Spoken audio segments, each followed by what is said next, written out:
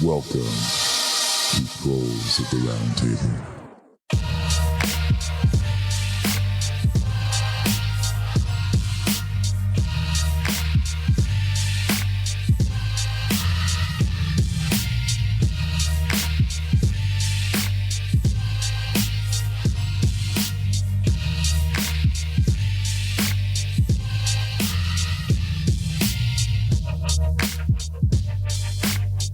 Hello and welcome to Proles of the Roundtable, where we sit down, have a few drinks, and talk Marxist history. Check out our website at prolespod.com, where you can find our back catalog, links to all the resources that we talk about, and a whole communist ebook library, along with a few recipes. If you want to extra support us, check out our Patreon, where you can give your hard-earned wages to a bunch of sectarian tankies in exchange for bonus episodes, clothes, and content. Find out more at patreon.com/prolespod. We wanted to thank this episode's primary sponsor, who enabled us to buy this fancy round table. Big thanks to our sponsor, Tooth and Nail Records. Woo! So today with us, we have Ted. Thanks for coming on. How are you doing today? Doing pretty good. Yeah? What are you drinking? I'm drinking only the best Foster's. Yeah, I understand that that's Australian for beer, but not really. Like, Australians don't drink Fosters. Yeah, I think it's American for cheap.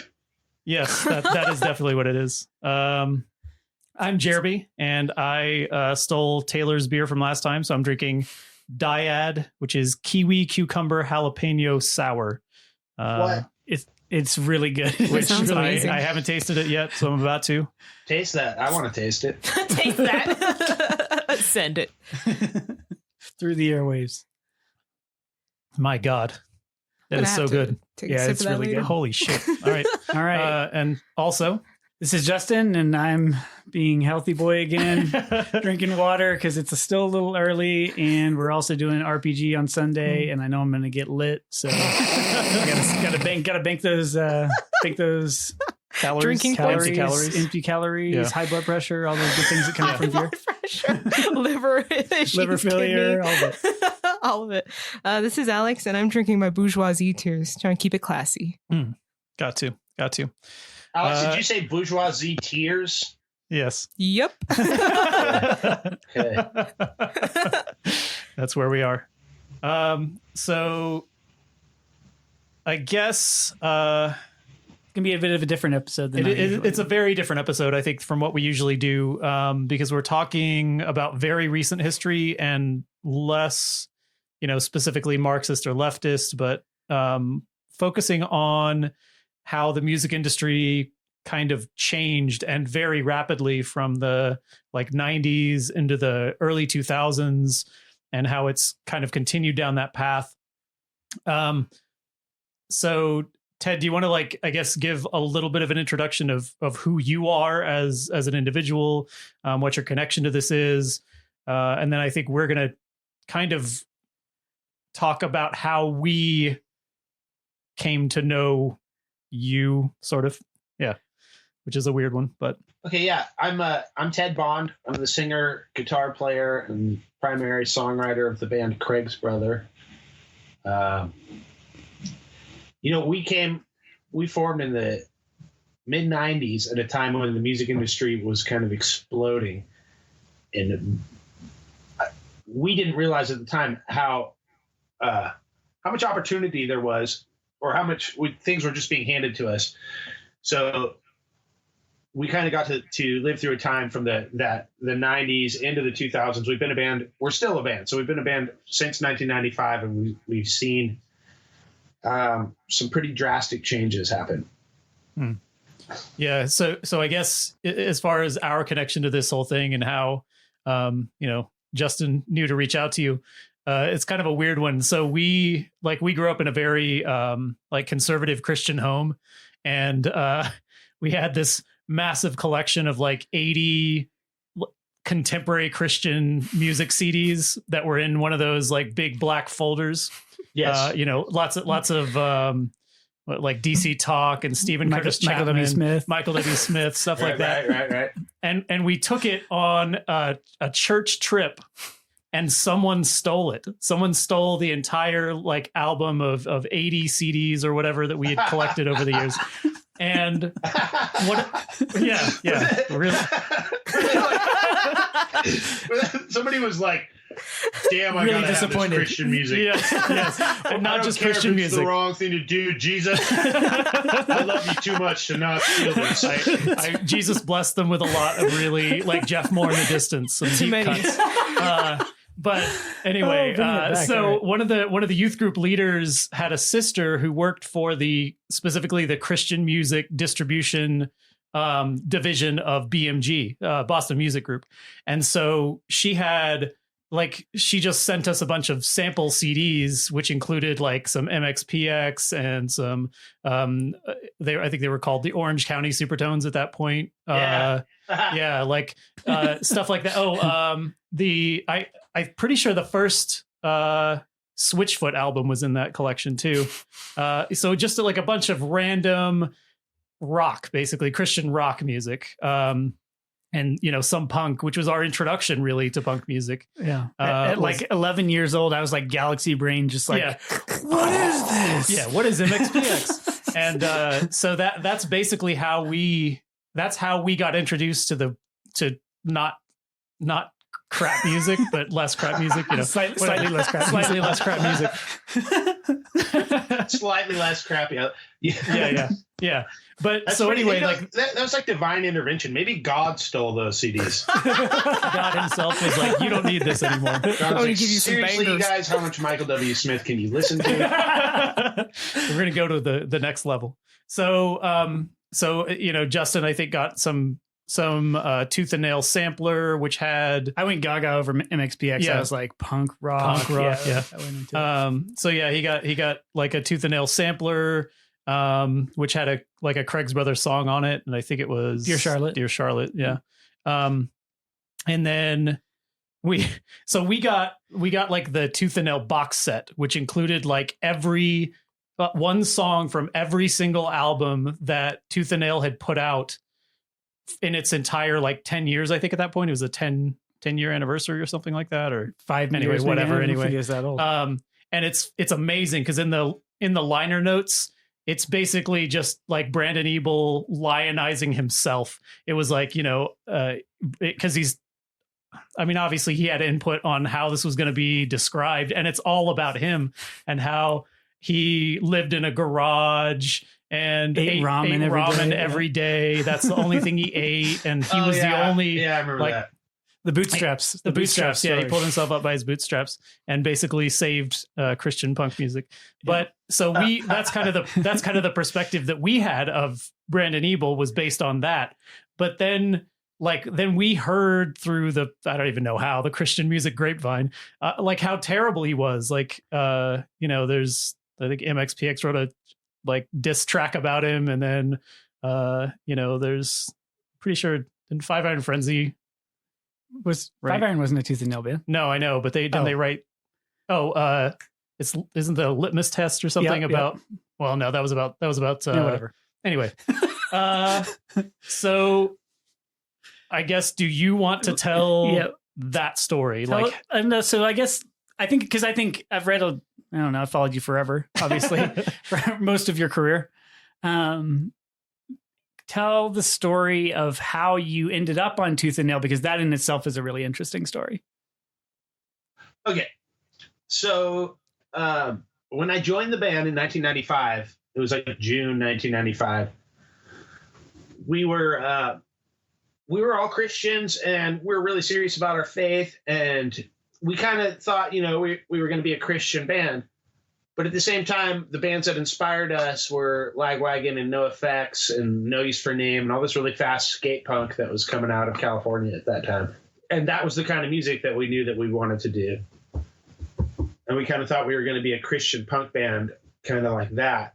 But we started playing shows in the Christian music scene, and we quickly realized that it wasn't really a good fit, because it wasn't the music scene that inspired us. It wasn't a bunch of punk rockers listening to punk. It was a bunch of Christian kids listening to whatever their youth leader told them to listen to. And we just kind of felt that it was contrived, really.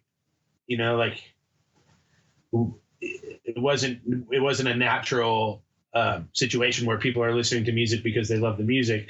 It was a situation where people are listening to it because they're being told to listen to it. Sure. And more importantly, the only people listening to Christian music were Christians. So you're preaching to the choir, literally. Yeah, and we felt that as Christians, if we were our call to be punk rockers was missional, so we should be out among punk rockers, not among Christians. Right. Is this before you're already signed at this point, or is this still in your early This stages? is before we even signed. Okay. Like it was like probably like in the first year of a band as a band, we kind of went through all of this thinking. And I had read a book, I can't remember what it was called, but basically the theme of the book was that Christians are called to be in the world, but not of the world. But what had happened at the time is that Christians had become of the world, but not in the world. Hmm. And so we kind of rejected this whole desire to separate ourselves off from the world and to only hang out with Christians. And we were like, look, we're not going to be a Christian band, because if we're a Christian band, only Christians listen to us. Mm.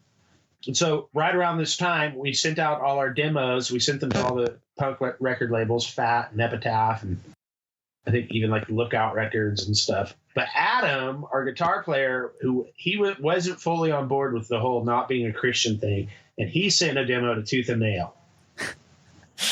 Cursed. And sure enough, they were the only label that was interested. And they came back and they offered us a pretty good deal. When I talked to them, when I talked to Brandon and when I talked to Bill Power, their views were pretty much in line with mine. They're like, look, like, how can music be Christian? Music is music. Like, whether you're a Christian or not, like, it's just music. And we're just a record label. Which I think from Brandon's perspective was how he justified the fact that it was a for-profit thing he's making money off of. Right, sure. Yeah. It's not a ministry, it's a record label. Right. But for me, it was like, well, no, Christian music is actually kind of a pretentious way of just avoiding non-Christians. Mm. But when I actually met them, their story seemed to line up. So I was like, well, and the deal was pretty good, and we'd never been offered anything like that. So I ended up signing. How old were you at this point? 19, 20? Yeah. I think I was 19. I would have signed literally anything. Yeah. If someone was like, here's $500 and a cheeseburger, I'd been like, done. Yes. Well, it wasn't even so much that. I mean, it wasn't so much the money. It was more like, even before we signed, we got to meet some of the other bands. And like, I think Goaty Hook reached out to us. And they're like, hey, we love your music. Like, we really hope you sign. And just kind of the opportunity, it was really overwhelming. Like, there's the opportunity to play with so many bands. And just the fact that they were thinking about signing us, like, got us moved up on the Tom Fest, which was a music festival in Oregon that was pretty big at the time. Yeah. Nice. Because like they wanted to watch us live, so they were going to be there at that festival. So there was a point, though, where you started to, I guess, kind of sense that things were not as they had been told to you when you signed. So I guess, how did that happen? And was it sort of almost immediate, or was it a process? No, it was pretty immediate. So as soon as Homecoming came out, it was sent back by family bookstores because of the song Going Blind, which is about masturbation. Indirectly references masturbation. Yeah. It's mostly just about objectifying women. Right. Yeah. Which is actually like, it's a good song. Which is a good song. Yeah. It's a totally positive message, right? Yeah. But, apparently Christian moms who make their teenagers buy all their CDs from Christian bookstores don't think that masturbation is a real thing.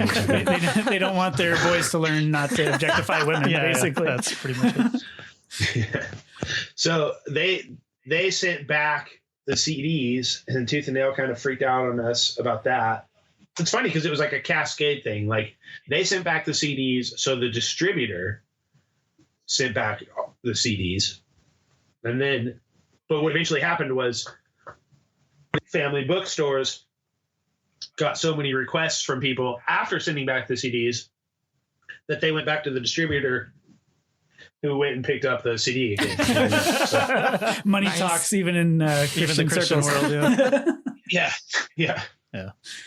And then the ironic part is when by the time Lost at Sea came out, our relationship had gone so south with Tooth and Nail that they were going to shelve it. They didn't even tell any of the distributors about it.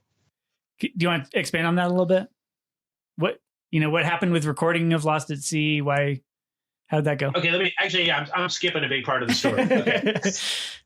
So that whole thing like made it pretty clear that whether or not Tooth and Nail and whether or not Brandon and Bill believed that, whatever their personal views on Christian music were, Tooth and Nail was in it to sell CDs to Christians. Right. And they weren't too happy about us, making family bookstores mad. And then just a series of things happened. Like, we'd play a youth group and, someone would find out that like someone in the band smoked pot, and then it would like, it'd be the end of the world. Yeah, I actually read that article where somebody found out that people in the band smoked, but I think they didn't even say marijuana. I think they said cigarettes. They were mad because he smoked cigarettes. It was one of those like Christian teen magazines in like totally cigarettes. Yes, totally cigarettes. Yeah. We didn't get the whole trutruth. We didn't get the whole truth. Apparently, the thing is, like everybody did. Like MXPX, Slick Shoes. Like what was that one band that I hate? That you hate? Value Pack. Remember Value? Oh man, God, that was the cheesiest of the pop punk bands. Secret. Yeah. But the problem is when it came out or somebody like confronted us about it, I was like, yeah, so what? Yeah. And I didn't say something like, oh yeah, no, like whatever, like one of our band members is totally struggling with that sin, but we're praying for him. Yeah. Sad. And then okay, good. So that was a big issue. Things like that. There was a picture of Juice, our drummer, flipping off the camera that I remember that too. Somebody put on the internet, and that like caused a problem. And then there was the whole thing with Napster, I mean, I kind of understand their perspective, but at the same time, I still stand by my perspective, which is so when Napster. Do you guys remember Napster? Yeah, of course. Yeah. I was a freshman at Baylor University when Napster was like huge, and the like school's internet service was so slow that it would take me like all day to download an album. Like if I wanted one song, it was like 45 minutes. But if I wanted a whole album, I'd start it downloading in the morning. And by the time I was done with classes, it would be nice. Yeah. Oh yeah, totally. Or you would like set it going at night. Yeah. So that you could have an album when you got up in the morning or something. The most disappointing thing was when it was like, you were like, okay, I want this album, and you download it and it's not the album that it said it was. That's exactly what happened. So somebody put NoFX and Lagwagon, Craig's brother, Who Am I? So yes. They put the song Who Am I, but they said it was NoFX and Lagwagon. Right. So all these NoFX and Lagwagon fans downloaded Who Am I? And then they discovered Craig's brother. So I still hear about people who discovered us because of that. So you know what's wild is I downloaded that song because it showed up. Wasn't that the one that was on like the like 7-inch? Who Am I? No. Who Am I was just on Homecoming. Oh, okay. What was the one that was on the 7-inch? Was Divorce. The acoustic version of what's the name of that song? Lullaby. But Lullaby, it was on the 7-inch. It was not an acoustic version. Oh, I thought it was. Yeah, whatever. Okay, whatever. There was an acoustic version, which was way demo. too long for a 7-inch. It was like 6 minutes long or something. Okay. It was good though. I learned how to play that. Oh, nice. Yeah, there's Divorce, Lullaby, Insult to Injury, and Dear Charlotte. But yeah, so all these people found out about Craig's brother because of that. So I was like, yay, Napster. And when Metallica was suing them, I was like, no, that's lame. And I said some things on... Trust me as the front man for Lagwagon / NoFX. Yeah, totally. But yeah, I said something on MySpace about how Metallica's lame, Napster is rad, like... And then Bill and Brandon were like, you guys you're telling people to steal our music. Oh boy. And it's like, no, like it's bringing us new fans. Like, right. just embrace it. It may seem like they're stealing the music, but it's actually a good thing. Yeah. I mean, and we're talking about like a very small label in a very niche market. So the more advertising that you can get out, like, Right. how could that be a bad thing? Like Yeah. the big record labels were losing lots of money, but small record labels, like it had to have been boosting at least like ticket sales to shows. But Yeah. And I mean, I don't think it was a bad thing. I don't think No. it really hurt tooth and nail but they couldn't see beyond that. Like their niche market was it. Like that was their whole thing. They Right. had found this really cool and really profitable niche. right. So by the time Lost at Sea came out, they were done with us.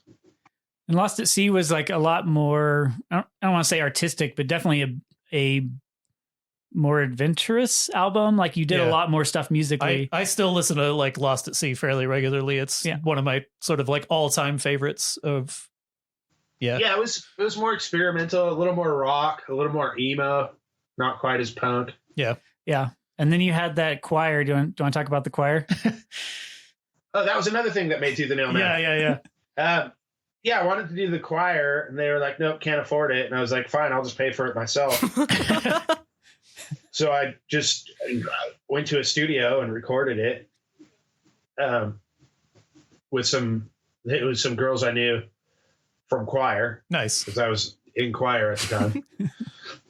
And they ended up paying for it, but they were really mad at me. And I'm like, it's $500. Like, I'll pay Right. the $500. Like, it was worth it. Listen to how rad it is. Right. So, but I think at that point they were just done with me anyway. And that was just another, like, whatever, straw on the camel's back. And so the time at which Lost at Sea came out is really when the digital market for music starts to really kind of ramp up. Did you guys have a contract that was canceled, or was that just it? You did your 2 albums, you're done. This is the way most contracts were in the 90s. It was for one album with an option to renew. Mhm. Okay. And the label, I think, had 4 options to renew. So Tooth and Nail could have done 5 records with Craig's Feather before we could have negotiated another contract. Mhm. So after Lost at Sea, they just didn't choose to renew the contract. Gotcha. And then what did the band do after that? How'd you weather that storm, I guess? I mean, so in 2000, Heath quit. That was our drummer. But it wasn't even about all of that. It was because he was getting married, and like, I don't know what he thought he was going to do with his life. But Not drum, I guess. Oh, that's sad. he thought he was going to be take things more seriously. So we got another drummer and we moved on. And then by about the end of 2001, I was just kind of over the band as it was for a number of reasons. But then by like 2003, Heath just realized that whatever he thought he was going to do wasn't going to happen. So he wanted to come back to the band. So then we got the band back together and we recorded Epidemic. And at that point, by that time, Yellow Card had really been taking off. They were like, their career was really ramping up. Mhm. So their guitar player, Ben, started a record label, Takeover Records, and we ended up doing an EP with them in 2004. And then we toured with Yellow Card. And that was huge. That was like the biggest shows we've ever played. Nice. Yeah. Why was Yellow Card blowing up? Why was that relevant? Oh, Yellow Card. So Ryan Key, the singer of Yellow Card, played with Craig's Brother in 1999. He probably would have recorded on Lost at Sea, but he quit at the end of the summer. And he actually brought Dan McClintock to the band. Dan is from the band Inspection 12. If you haven't heard them, you should definitely check them out. And he was the kind of other primary songwriter on Lost at Sea. He's got a new project coming out, actually. It's called Gentlemen. Nice. And it's a punk rock project. They have I think they have a Kickstarter going right now. So go support it. Nice. But yeah, so Ryan played with us for a little bit, then he quit and he went and started Yellow Card, or he joined Yellow Card, but he really changed their whole direction to be a pop punk band. And I mean, they're pretty Craig's Brother influenced, Nice. whether or not they say it. Yeah. And they They went big. They had a platinum record. Yeah. So I guess that was a major shift. I think was the expansion of digital music, and I think it began with Napster, and that was something you supported. Do you feel like it has changed the music industry for the better, for the worse? Is it kind of a mixed bag? I think that it's changed the listener for the worse. It used to be you had to kind of buy into it before you even heard the CD or something. You had already spent $12-15, and you took it home and you McCovey, get out of here. I think you took the act of listening to the music a little bit more seriously because you had already spent that much more money. Like, it wasn't like you just had like a million records at your disposal to listen to if you didn't like this one. Yeah. Yeah, that's true. So you had to give it more of a chance. And in general, I think people took what they were listening to more seriously. Like nowadays, it's kind of like, well, what do you listen to? Oh, I don't know.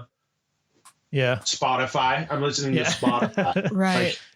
Like, oh, okay. Or like whatever it was. For a while, it was Pandora, but I think Spotify is taking that over. Like, Yeah. Sure. Yeah. I think I'm probably like a Luddite when it comes to streaming music. I don't listen to Spotify. I don't listen to Pandora. I hate it. Like maybe this is like being a punk rock kid and like growing up hating the radio. But to me, like when satellite radio came out, there were all these stations where people were paying a subscription fee, right? And so they weren't beholden to advertisers, and so they could play literally anything. They had thousands of songs to choose from, but I had friends who had satellite radio and they played like the same 5 or 6 songs ad infinitum, just like broadcast radio. And then Spotify came out, Pandora came out. And again, tens of thousands, millions of songs at their disposal, and they play the same goddamn songs over and over and over again. And the same goes with Spotify. Like they find out what you like and they play those same things back to you because you like them, but they rarely, if ever, introduce a new thing to you. And if they do, it is infrequently and random. Usually it's not what you want to hear. Right. You're like, right. what the hell? Like, yes. Yeah. Yeah. I feel like, And it's also, I mean, everybody knows kind of how bad streaming music is for artists in terms of payment and how much they receive from it. So there's that aspect as well. Alex, you were going to say something? well, a couple things. I feel like people don't use it to the potential that it could have, like where you could actually honestly find out a bunch of like a worldwide amount of new music. And the big difference with the streaming, kind of like you already mentioned, was that it's not as actively listening to the music as like a piece and like as a whole part. Like when you used to buy an album, you would like actively listen to it and enjoy each song as like part of a whole. And now like with streaming, it's almost like music is in the background. Like it's just like I'll put something on and it'll just be whatever Spotify uses its algorithm to play for me. So that's kind of sad. There's less attention paid to the actual musicality of what you're listening to. Yeah. Right. Like it killed the album. Yeah. Like we went back to before Bouncing Soul and when people would make singles, like an album full of singles or whatever. Yeah. It was interesting. Yeah. And so you said it made the listener worse. How do you feel about, I guess, the change to the music industry or to music? Yeah. I mean, it's so weird because like I mentioned, in 1995, the music industry was amazing. Like, I guess it was because of Nirvana, but almost anybody with a guitar could get signed. Yeah. And not only that, like there was a rich culture of going to shows. Like that was what me and my friends did in our spare time. And music was more than just, I don't know, it was important. It felt really important. And it felt like it wasn't just what you listened to. It had a lot to do with who you were and your worldview. And it kind of, helped young people present themselves and present their ideas to the world in a way that that felt powerful. And that just seems to be completely gone. I don't know whether it's the streaming music. I mean, definitely, part of it was that in the 90s, it was all about selling units, and there was a physical thing to sell, the CD. Right. And I think that kind of, made the money, the revenue channels were a little bit more solid. Yeah. And now it's like, there's nothing, like they paid almost nothing for the music. Like the music is practically free, which I feel like shouldn't be a problem, but it is, because it's not about whether or not the music is free. It's about what music you're hearing, and the ability to get your music heard is, unless you have a crap ton of money, it's almost impossible. Yeah. I think I feel like in terms of what it was like to be a listener in the 90s versus now, back then it was a very limited window. You know what I mean? Like you only found out about bands either by going to shows or by reading a magazine, which was only going to have so much space for so many bands. Or maybe like you got a sampler and there were 12 songs on it and you heard one song from one band that you liked. Like that's how you found out about music. And so you had this very tiny window through which you could find artists. Or word of mouth too. Yeah, word of mouth as well. Yeah, your friends would play songs in their car or when you were at their house or whatever. That's how you found out about music, which was a very personal experience. But again, it was very limited. Now I feel like the problem, I still only find out about a small number of bands, but it's because there are so many. It's just like this glut of, like, there are so many distribution sources, so many different, I'll be, I'll follow a record label on Facebook and all of their different bands get advertised there. And then Facebook will recommend, oh, you like this band, what about this band? And it's just this immense, like unbelievable amount of variety to the point that I can't, like you were mentioning, how it made it so people had less investment in something. And that's true. I think often I will listen to like the first 30 seconds of a song, skip to the next one, listen to the first 30 seconds of the song, skip to the next one. And if by the third song I haven't heard something that I really like, I won't listen to that again. And that's very different from when, I was younger and I would buy a CD and I would like listen to it. And even if I was like, I don't even know if I like this, but I'll listen to it again and again and again. And then I'll be like, it'll grow on you. You know what I mean? Like that doesn't happen anymore. Because if you don't immediately like it, then you don't listen to it. So I don't know. I don't know if it's better or worse. It's different. There are so many more options, I think now, so many more, ways to listen to music and find music. And yet I feel like it hasn't added any value. I don't know. It's weird. Yeah, no, it totally hasn't. I agree. It is. Yeah. It's almost, no, it's taken away the value. It's like, It I don't know. It's like printing more money or something. Like it doesn't help to have access to more music. I don't know. Yeah, if somebody recommends something to me, if I don't listen to it right then and there, I will never listen to it. And that is, I don't know if that makes me a terrible person or if that's just how everyone is. But if I don't immediately listen to it right then and there, I will not do it and I will forget and I won't ever come back to it. And that is, again, very different from when in the 90s, if your friend was like, listen to this. Because in the 90s, we were hungry for music. Yeah. It wasn't an infinite buffet. Right. Sure. Yeah. It was like, what's the next punk band that I haven't heard of? I've already heard the ones at the record store, I think. Sure.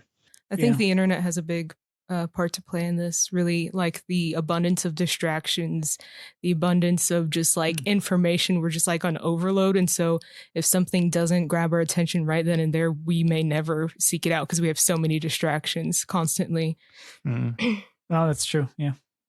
A lot of it has nothing to do with music then. Yeah. But I think it's just the nature of the internet. Yeah. Yeah. But that said, there are other cultures like Europe or South America where they do, I think, prioritize music higher than Americans. Oh, yeah. I was going to say, well, relatively speaking, I mean, the USA is quite young and we don't have that strong and long of like a cultural arts history as some of the other cultures where like a lot of their stories were told through music, how they put big emphasis on like having music for everybody, like shows or not shows, I don't know, performances. I don't know if that has something to do with it. Well, I think that was something that the United States did have at one point, and I think, you know, this is where capitalism comes into it. Is there's this like atomization, this diffusion, just everybody gets separated from each other, compartmentalized into boxes, which are easier to sell to, and to you know, beyond that, like it's alienating and exhausting to God, I don't know. Like this is it's very like the community is not something which exists in the United States and hasn't for a long time. But that is, I think, owing directly to that atomization, that alienation based on your what makes it easier for us to be sold to, I think is right.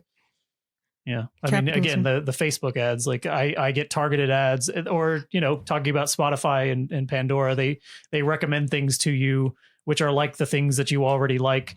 You know, it's funneling you down a particular path rather than, you know, again, if your friend recommended something to you and it was way out of the box and way different from what you would have normally listened to, you may still like it. But I think there's like a lot of conflation too with music in the USA and money. And people always kind of see it as a career rather than an art.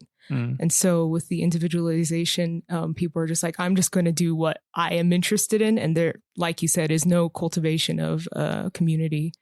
So that kind of makes it sad. I guess I think you nailed something there with the economics of the whole situation and the fact that, it's actually discovering your own music or like listening to like some independent record label. That's not the consumer choice that the ones who are really in charge of our culture want you to make. Sure.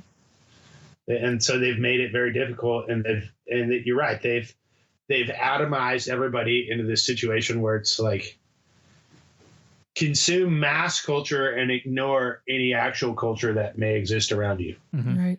Which I think it brings up an interesting parallel, because the reality is for these markets is that they realized, I think, that they didn't have to allow for this like mid-market indie band scene, right? In order to still make a glut of money. And so it's similar. It reminds me of, I mean, obviously I'm not trying to draw parallels between the oppression at all, but when in the 90s, they started making a lot of like racially diverse television programming. And they were like, wow, you know, the ratings are through the roof. This is awesome. And then as they got to the end of the 90s, they were like, we haven't had any increase in revenue. So why are we wasting our time with diversity in television? Right. Because at the beginning of the 90s, they were like, this is an untapped market. Yeah, exactly. And then they dropped it, and then there's no diversity in television anymore. Right. Yeah. And I think it used to be that major record labels used independent record labels as like the farm teams, you know, like the you know, minor league that would then go up to the majors when they got signed to a major label. And then I think they realized at some point that they could just draw people directly out of obscurity and put them on a major label. They sold the bands didn't sell themselves. Yes. Yeah. Honestly, just to go back further in history, I think like if you look at the late 80s, they were already trying to just work a formula. Yeah. And they were doing, it was going pretty well. Like you had like, you were either a hair metal band or you were like a dance hip hop type of thing. Yeah. That was what it was in the late 80s. And like anything outside of that wasn't getting signed at all. But then Nirvana came along and kind of blew the whole door open for independent music. And so the 90s would kind of the labels really were looking for the next independent band that was going to go Nirvana status. Yeah. And but I think ultimately for them, they're much more comfortable in a situation where they can predict what's going to happen. It's going to be pop music and it's all going to sound the same. Sure. Or it's going to be like, I mean, now it's not so much rock, it's just country, right? Like you got country, rap, and pop, and they're all just melding into one thing. Yeah. But it's predictable. Like they can be like, oh, we know this record's going to sell because it sounds just like every other record we put out, like for the last however long. Sure. And from a cultural perspective, it's even more destructive on that part of like culture itself, because when you're hearing the same things over and over and over and over again, it completely destroys the need to talk about music, to think about music, to go to shows or any of the, even if like the economy in the US wasn't such shit that most people can't afford to go to shows anyway. But even if that was a reality, it's not something that allows for that, because you're just going to be hearing the same thing that you've already heard 100 times anyway. Well, and I think this kind of ebbs and flows over the years, though, because it's not like what's happening now is not terribly dissimilar from what was going on in the late 80s, which is not terribly dissimilar from what was going on in the early 50s. Like there were points at which music was very much focused on the artist and the art and whatever. And I think probably the peak of that was, probably the mid 60s to the mid 70s, the Beach Boys and the, David Bowie and Prince, people like that who, were very, like they were, I don't know, whatever you want to say, like these genius artists who were sought out because people thought, oh, nobody could do this better. And then, that dive bombs at some point. But this, again, this isn't a new thing. It used to be in the 50s and before, everything was about the single and it was about the producer and the record label, and the artist didn't matter. They got paid virtually nothing. I mean, that's why a lot of artists would sing the same songs. Like you'd have the same song by 5 different 30 artists. different people singing the same song, because it didn't matter who the artist was. It mattered, the record label and the producer and what they could do with the artist. But that goes back even further. I think that gets worse the further back into music you go before the 50s. But, does anyone like Ted or anybody else think that we'll ever return to a point where the artist is primary? Sure. I was just thinking that maybe like if another like Nirvana came along, because I think what Nirvana did for the music industry in the 90s was they were like the, what do you call it in the stock market when you buy some no-name stock and it goes big, like they kind of gave this hope to the investors of the music industry that maybe some no-name band is going to go big and make you tons of money. Yeah. And now that's kind of gone. So maybe if some, the next Nirvana came along. But even then you have like the culture is different. I mean, Nirvana blew up because Nirvana was huge in their local scene. And there is no local scene anymore. There's no local scene. That's so true. Yeah, there was a local scene for them to play in and for them to give birth to Nirvana. Yeah. I mean, there are local scenes, but they're so small and so atomized and focused. It's the, you go to a harsh noise industrial techno show, and that's the only type of band that plays, and nobody from that scene goes to any other scenes. Shows. I think it's a little bit different, like here, like in towns the size of Colorado Springs, where the music scene is not large enough to accommodate that sort of thing, and so there is a bit of that intermixing, and you go to different shows, but it's still very, very small. Like you're never going to have more than like 30 to 50 people at your show. And I think on top of that, the lack of possibility for bands to sign a record deal heavily discourages people playing music to begin with. Sure. Because if you don't have that dream of being a rock star, then you oftentimes don't have the drive to continue to play. I mean, it burnt me out. It should be about the art, but if you can't make a living at it, then you're not going to keep doing it. No, Right. especially once you start having kids and all that stuff. I mean, it's literally what happened to us. Yep. Yeah. I mean, I guess if there is hope for me, I think that maybe there's hope in the fact that people will eventually just get tired of the way culture is being packaged for them. Sure.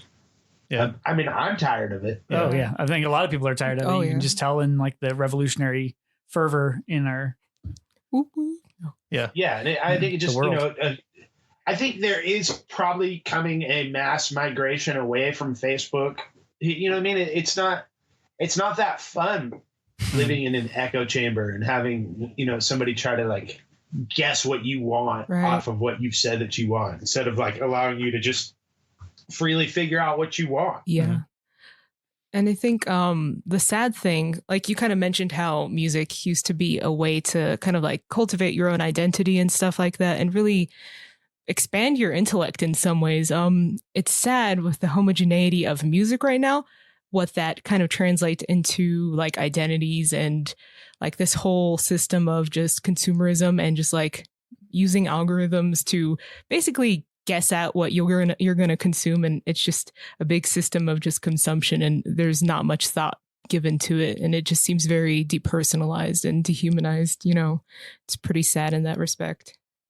Capitalism. It's annoying. I don't like it. It's annoying. Not a big fan of capitalism. Ted Bond, not a fan. Awesome. So I guess, do you want to talk about where you're at now musically, personally, and just kind of what your, I guess, ideas are for the future? Plug your stuff. Sure, yeah.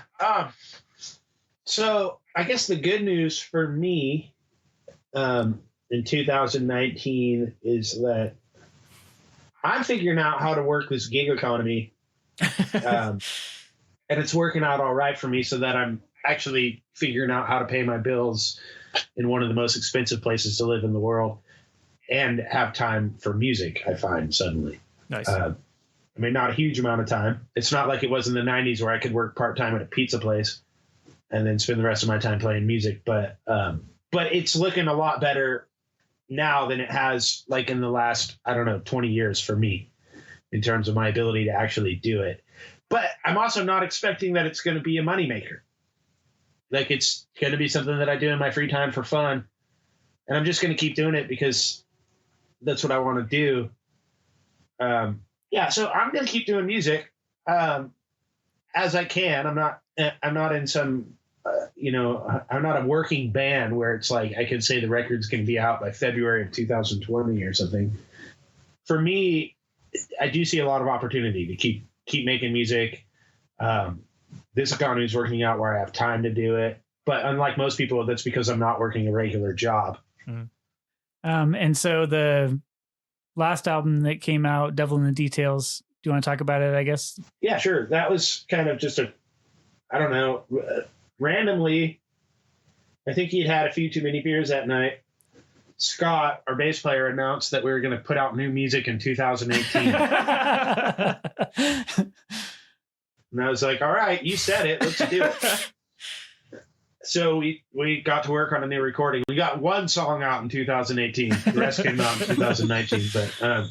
But yeah, that led to the recording, and that was a pretty good experience. And then Steven, I think if you guys are familiar with Steven, he had a band called Hey Mike back in the day. He also has another band called Brookhurst that's really worth checking out. If you like Craig's Weather, you should definitely check out Brookhurst. But he was a big part. He worked really hard on the whole thing, and just kind of, I guess what's coming next is he just kind of happens to have some space open up in his life. So he's going to be coming down to Santa Cruz for the next 12 weeks. And our goal is to write 12 new songs. Nice. Yeah. And I think we're going to get some sort of crowdfunding going for that. So I don't know. Awesome. Check out the Craig's Weather Facebook or something if you want to be involved. Sweet. Okay. I guess anything else you want to say before we land this plane? Thanks, you guys, for having me on. This was fun. All right. Thank Let me just do you. the old close here. Thanks so much to Ted for coming on tonight. Thank you so much to everyone for listening.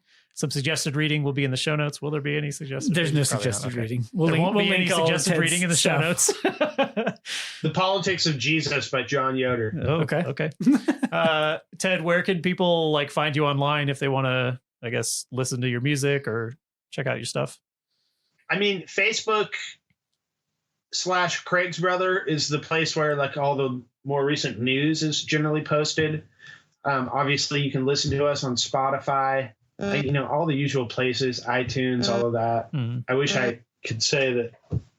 Go to your independent record store and buy our CD, Well, there's a few of but those. it won't be there. So All right. Well, our sponsors are all of our excellent fans on Patreon. As always, we have way too many to read each time now.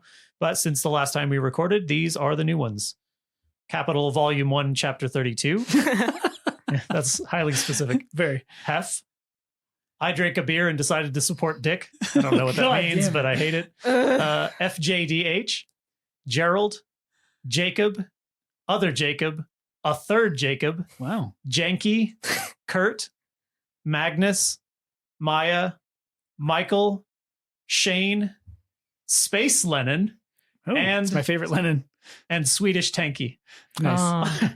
All of these people are inspiring and revolutionary and make it easier for us to make this podcast for you and have it sound good. We've established let's hear it for Janky. We've established what we're calling the USSP with several child podcasts, and we've started centralizing links to the various feeds on our website, so check that out. Also, we want to thank Ransom Notes for our intro music. Check him out on SoundCloud. Please don't forget to rate and review. Visit prolespod.com. Like us on facebook.com/prolespod and follow us on Twitter @prolespod. If you have any feedback, topic ideas, or suggestions, feel free to send us an email at prolespod@gmail.com or in the comment box on our website. Thanks for tuning in. Solidarity forever. Forever.